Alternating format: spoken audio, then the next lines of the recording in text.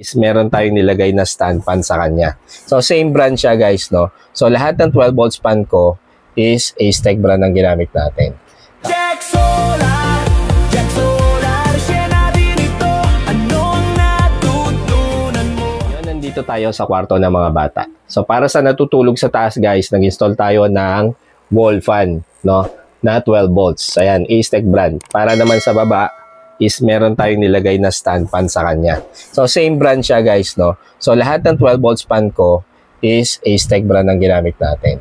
Tapos, kung susundan natin yung power source niyan, so, itong cord na to is dito yan papunta. No? Meron tayong connector dito na nilagay. And then, itong isang cord na nakikita nyo, papunta yan dun sa ating wall fan. Then, dito sa right side, ito yung ating power source. Which yung dulo nito is papunta na dun sa ating solar setup. Ngayon, ang ginawa natin is pareho natin binuksan yung 12 volts fan na kinabit natin dun sa kabilang kwarto. So, yung wall fan at yung stand fan. At pareho ko siyang nilagay sa number 3 para makita natin yung maximum power consumption niya, no?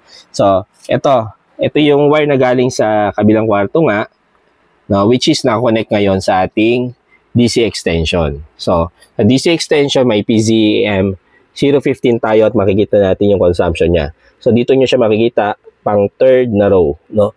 So, ngayon, ang total consumption ng dalawang DC fan is 33.5 watts, no? So, malaki yung difference niya compared nung ginagamit nila is yung AC fan. Kasi yung AC fan, isang ventilador pa lang is 50 watts na yung consumption. So, ngayon, parang na-cut down siya ng 70% less, di ba? Kasi 50 plus 50, 100 watts na dapat. Pero ngayon, nasa around 33.5 watts na lang yung consumption natin.